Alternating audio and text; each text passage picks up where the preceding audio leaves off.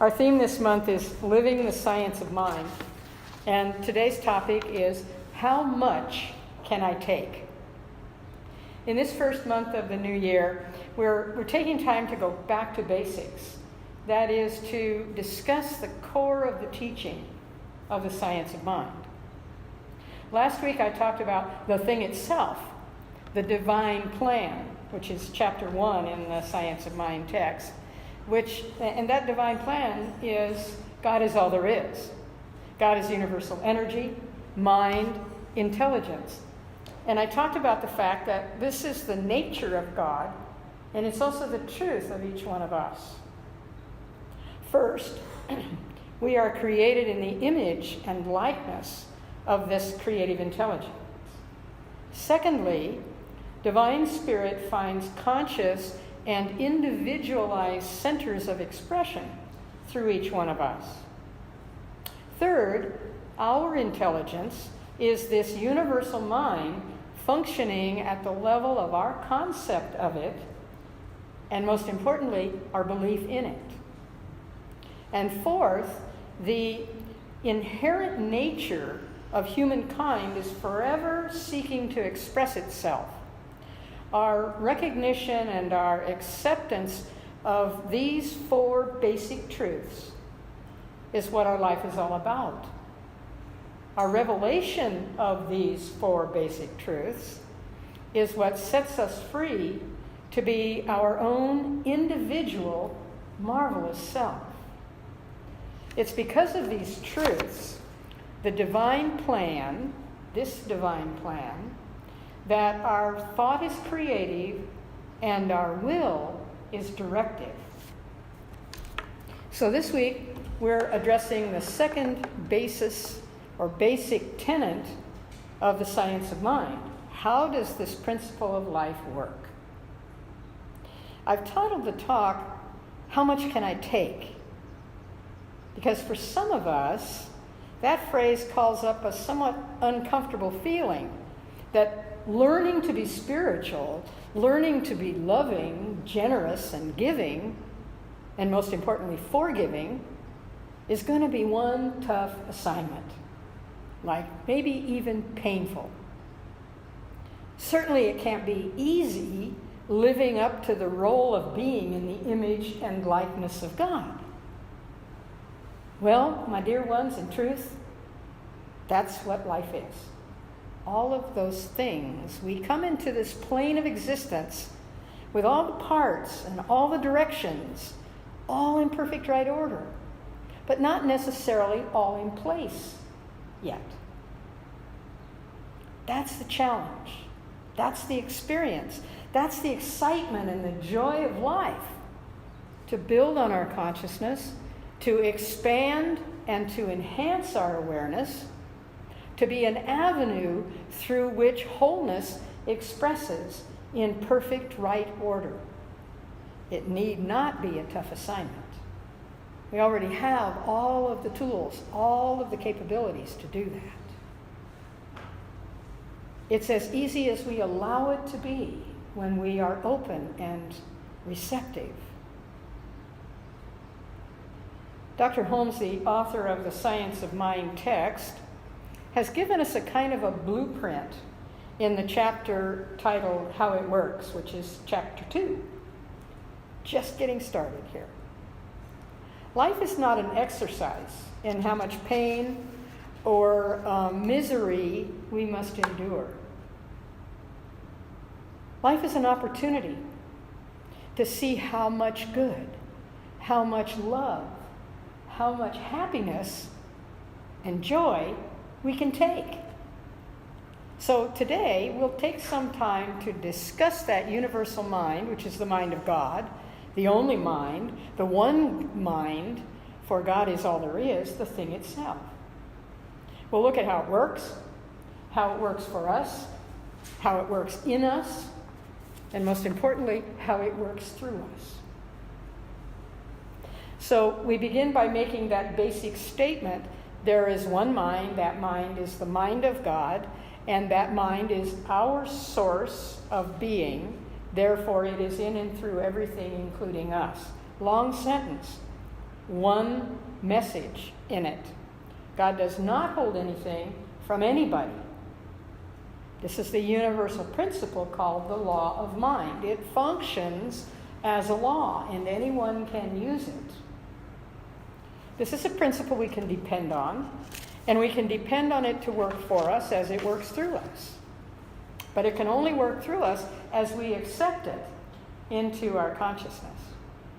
We know that there is abundant good everywhere.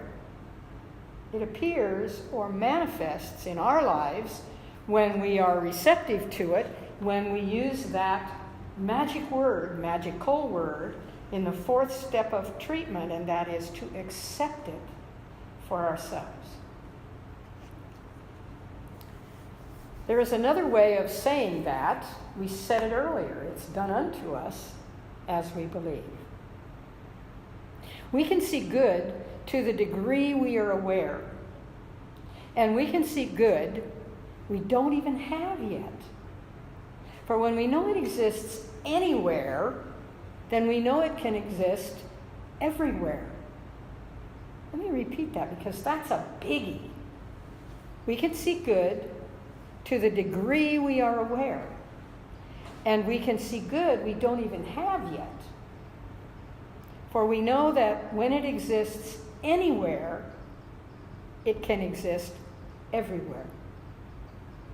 Or we can acknowledge that it is possible, probable, or even likely that our life will be one of enduring limitation, hardship, and I can't even say that word anymore, hardship.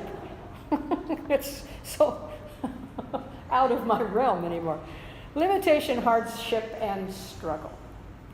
And this is another way of saying it is done unto us as we believe. So what's the difference? What's the difference, you ask? There isn't any. It is done unto us as we believe, whatever we believe. That's how it works. So the principle, the law of mind, creates our experience based on what and how we think, how and what we believe. Wow, is that good news or what? What could be easier? Change your thinking, change your life. We talk about this all the time, don't we? We can take the good wherever we find it, making it our own as far as we understand it. That's why you're here. That's why I'm here. This is why we have books and classes and music, all that support that very premise. That's the way it works. The amount we are willing to accept is how much we can take. The realization is that good is universal. The realization is that as much good as you are able to incorporate into your life, your thinking, your belief, that much is yours to use, to have, to be. That's how it works. The challenge, then, the opportunity, is to expand your understanding, to open your heart and your mind to receive good in limitless supply. Sometimes you're so busy receiving good that you don't have to take any bad anymore. There's no longer any room for it. And when you are taking it in, when you are taking in good in that amount, guess what you're giving out? In circulation. Remember, the law of circulation is always giving and receiving. And if all that's in you is good, that's all you can give out. Food for thought. Let me tell you a story that I got from Chicken Soup for the Soul by Jack Canfield and Mark Victor Hansen. You know that I find so many inspiring stories in their 40-some books now. Angela was about 11 years old when she was stricken with a debilitating disease involving her nervous system. She was unable to walk, and her movement was restricted in other ways as well. The doctors held out very little hope of her ever recovering from this illness. They predicted she'd spend the rest of her life in a wheelchair. They said that few, if any, were able to come back to normal after contracting this disease. This little girl, however, was undaunted by that prognosis. There, lying in her hospital bed, she would vow to anyone who would listen that she was definitely going to be walking again someday. She was transferred to a specialized rehabilitation center, hospital actually, in the San Francisco Bay Area.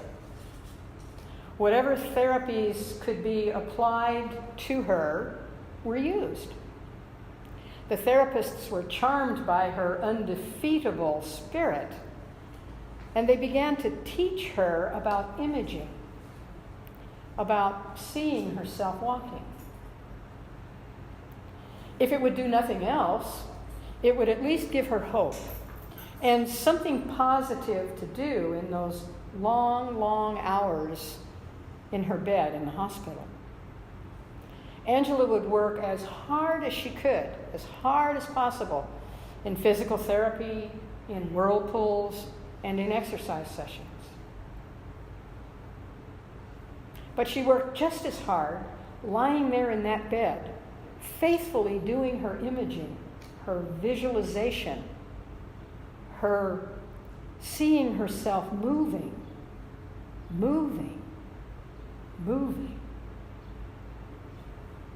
Well, one day, as she was straining with all of her might to imagine her legs moving again, it seemed like a miracle happened. The bed moved. It began to move around the room. She screamed out, "Look what I'm doing! Look! I can do it!" I moved. Of course, at that very moment, everyone else in the hospital was screaming too and running for cover. Equipment was falling, glass was breaking. You see, it was the 1989 Loma Prieta earthquake. A 6.9 earthquake centered just a short distance south of San Francisco. But don't tell that to Angela. She's convinced that she did it. And just a short time later, it's a true story now, just a short time later, she was back in school, on her own two legs, no crutches, no wheelchair. You see, anyone who can shake the earth between San Francisco and Oakland can conquer a piddling little disease, can't they? Our potential comes out of that vast infiniteness that is universal consciousness. But the breakthrough moment for each one of us is when we become aware that the potential is in us. It's each of us. When we become aware that this potential is dynamic, not static, that it is present in us, not out there somewhere. What a miraculous demonstration by that young girl, Angela, who thought it, who visioned it, prepared herself for it. And when the earth moved, accepted that movement for herself. This is sometimes referred to as mental science. But what that really means, what that really boils down to, is watch what you think. Every action, every movement, every moment, every thought is already present in universal mind. We talked about this in one of our classes last week. It's already there. You don't have to create it. You just have to accept it and direct it. Putting our attention on it merely attracts it to us and us to it. Pipeline. So here's a major point to realize. There are universal laws operating all the time. We are reacting to them all the time. Here's one of those laws. Universal intelligence is working in, around, and through us all the time. It's always working. It's always perfect. It's always whole and complete. and it is always available for each one of us to use. When we tune into that, we begin to experience a deep-seated sense of awareness of what we're thinking, a deep-seated awareness of what we're talking about, a deep-seated awareness of what we are acting out in our lives. Remember last week we talked about that. Remember the quote from Albert Einstein when he called what he called our cosmic consciousness. No limits on cosmic consciousness. The realization that we are in this universal consciousness, that there is no separation between you or me and the one mind, the universal mind. That's powerful. That's awesome. That is life-changing when we first realize that. And it continues to be life-changing for as long as we accept it.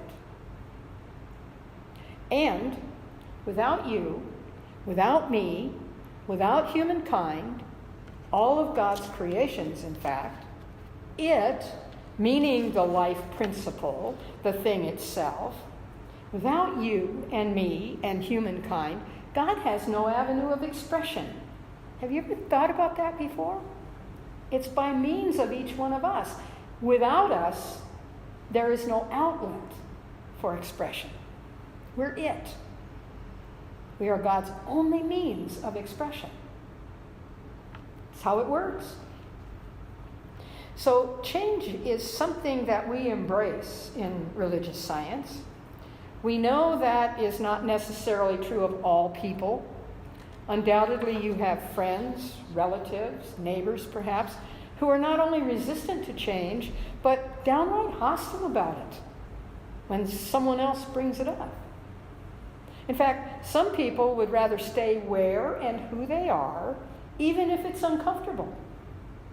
Some people would rather stay where and who they are, even if it means doing without the things or feelings they wish they had. Some people would rather stay where and who they are, even if it leaves them unhappy and unfulfilled. Have you ever known anybody like that? Have you ever been anybody like that? But in Science of Mind, we learn that it's totally possible to make changes which go way beyond what we presently are or have been in the past. We learn that it's totally possible to go way beyond what feels optimal at this moment. We learn that it's totally possible to go way beyond what is customary, ordinary. For those of you who have been in this kind of thinking for a while, you know what I'm talking about because you've experienced it. And you talk about it in Standing in the Light, and you talk about it in the classes. And you talk about it during the moments of your spiritual practice. You know, because you are not the person today that you once were when you first heard that you're a spiritual being. So it's important to take time periodically to assess who and what and where you are now as compared to last year, for example, or 10 years ago, or even last month in some cases. Even just knowing that we are a spiritual being makes a difference in us. And certainly, as we come to accept it, it causes us to realize that where we put our attention is where we evolve, grow, and change. Where we put our attention is what creates new experiences in our lives. As this process unfolds in us, we develop a greater sense of confidence, a deeper sense of belonging, an easier flow to our lives. We come to accept the truth that contained within us is a higher self. A self that is the divine spirit residing in us. We come to recognize that it's constant presence, that it is the truth of our being, and it's not just an occasional visit. So as we embody the truth of our being, that we are spiritual beings having a human experience, it becomes the law of our life. It supports us in always being open to the greater and the better. It becomes the norm in our experience rather than the exception. So today, I invite you to recognize and embrace your higher self, the spiritual being that you are and always have been. I invite you to welcome change into your life in any area that you desire to bring greater happiness, greater good, more love. I invite you to ask yourself, how much can I take? How much love and joy can I take in my life? How much peace and serenity can I take in my life? How much success and prosperity can I take in my life? The answer to those questions are your call to live your life fully by demonstrating your desires, your intentions, and your talents, by being in choice and in charge of the marvelous gift called you. I invite you today to accept more good than you experienced yesterday. I invite you right now to believe in yourself by trusting in the intelligence that created you. For as Dr. Holmes stated so clearly, as we work in perfect faith, as high as we make our mark in mind and spirit, so high shall its outward manifestation be in our material world. Look within yourself. Awaken to that spiritual magnificence. That's the way it works. And so it is.